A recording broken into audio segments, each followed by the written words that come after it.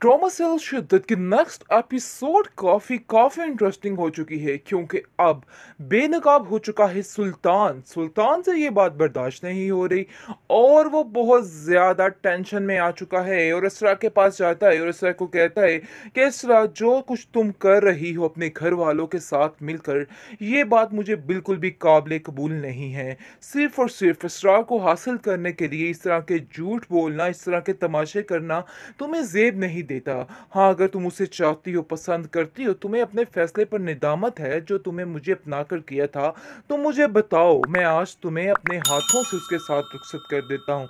लेकिन इस तरह से मुझे बदनाम मत करो। जिसको सुनकर वो कहती है कि मैंने तुम्हें बदनाम नहीं किया है, बल्कि सरेआम जो कुछ तुमने इसरार के साथ किया था वो भी दुनिया ने देखा तमाशा, और उसके बाद जो कुछ तुम कर रहे हो और तुम खुद उगल रहे हो इस चीज़ को, सब कुछ सामने आ चुका है। इसलिए अब ये ढकी छुपी कोई बात नहीं रह गई है। तुम भी अपने दिमाग को अच्छे तरीके से सेट कर लो और कभी भी मेरे साथ राब्ता करने की कोई ज़रूरत नहीं है। मैंने अपनी ज़िंदगी को आगे की तरफ शुरू कर लिया है और फ़ायदा यही है कि तुम भी मेरी जान छोड़ दो, क्योंकि मज़ीद तुम्हारे साथ रहना या बात करना मेरे अब बस की बात नहीं रही है।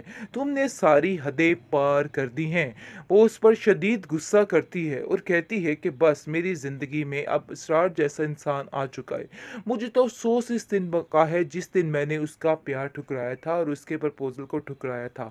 आज तक मैं इस चीज़ को भुगत रही हूँ, लेकिन अब मैं इस जैसे इंसान को छोड़ना नहीं चाहती हूँ। अब मैं चाहती हूँ कि बस अब मेरी ज़िंदगी इसी के साथ ही शुरू हो और इसी के साथ ही ख़त्म हो। जिसको सुनकर वो कहता है, हाँ, ये बात तो मुझे नज़र आ रही है और बगावत पर जो तुम उतरी हुई हो वो भी नज़र आ रहा है। लेकिन मैं तुम्हें नहीं छोड़ूंगा और इसरार को भी नहीं छोड़ूंगा, क्योंकि आप लोग मिलकर मेरे बारे में जो कुछ कर रहे हैं, इस चीज़ को मैं कभी भी बर्दाश्त नहीं करूंगा। देख लेना कि दुनिया के सामने तुम्हारा वो हश्र करूंगा कि तुम याद रखोगी।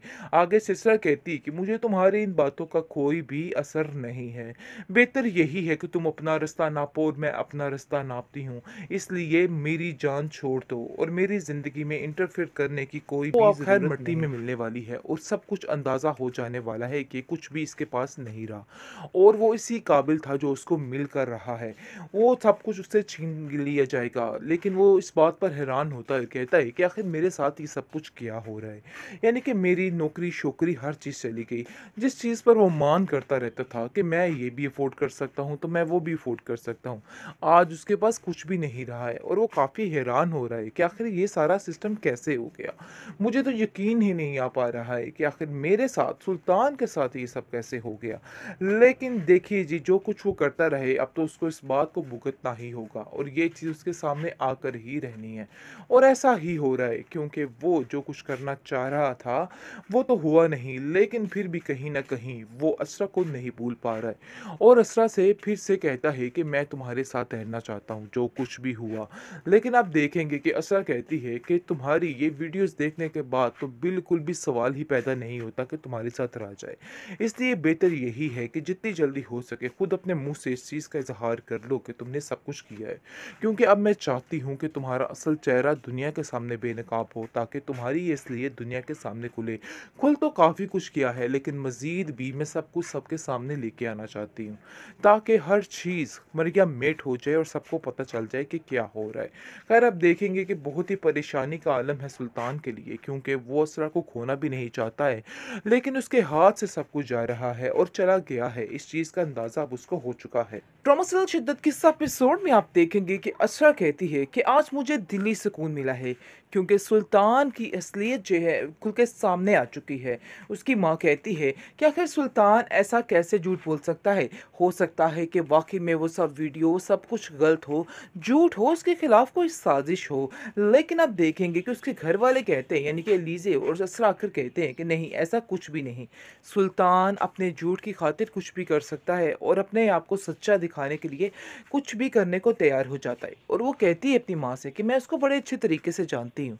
उसने जिस-जिस तरीके से सारे काम किए हैं, वो भी मैं बखूबी जानती हूँ, इसलिए वो किसी हद तक भी जा सकता है, इसलिए अपने दिल में उसके बारे में कुछ भी ऐसी बात मत रखिएगा। ये सब कुछ उसने किया होगा, लेकिन जो भी है, ये सब हकीकत है, मुझे इस चीज़ का यकीन है। जिसको सुनकर वो कहती है कि बेटा मुझे अफ़सोस तो इस बात का है कि अब मैं किसी भी तरह तुम्हें उसके साथ नहीं भेज सकती। तुम्हारे और उसके रास्ते अब अलहदा होने ही चाहिए। लेकिन जी बात तय हो जाती है और बहुत ज़्यादा उम्मीद दिलाई जाती है कि अब असरा को उसके साथ मज़ीद नहीं रहना पड़ेगा। सारा कुछ यहीं पे ख़त्म हो जाएगा।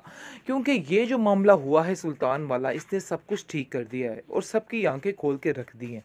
क्योंकि जैसे ही ये मामला, ये केस आगे बढ़ता है तो वाक़ई में यही साबित होता है कि नहीं, ये सुल्तान इस काबिल नहीं है कि इसके साथ असरा को रहने दिया जाए।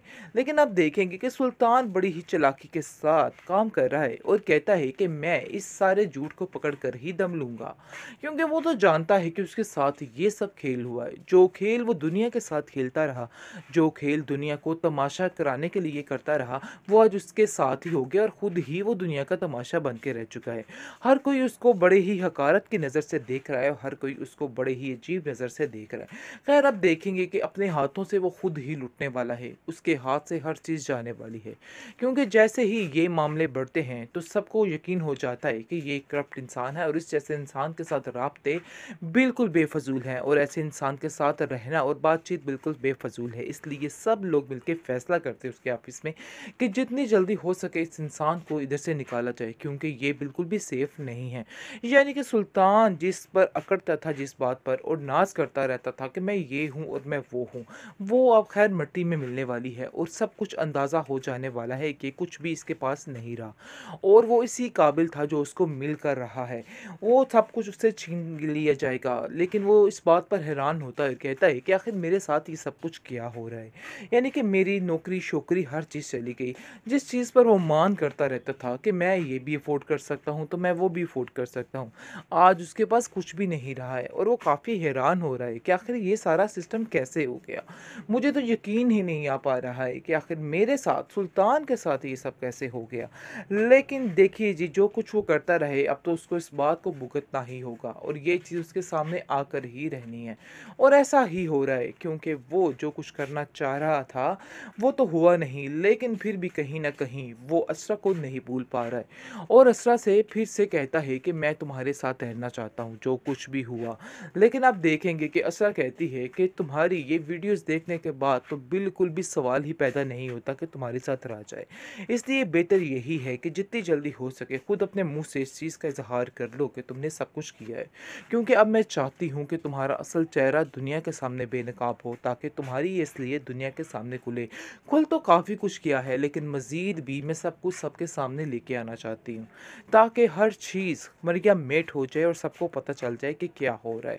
खैर अब देखेंगे कि बहुत ही परेशानी का आलम है सुल्तान के लिए, क्योंकि वो असरा को खोना भी नहीं चाहता है, लेकिन उसके हाथ से सब कुछ जा रहा है और चला गया है। इस चीज़ का अंदाज़ा अब उसको हो चुका है।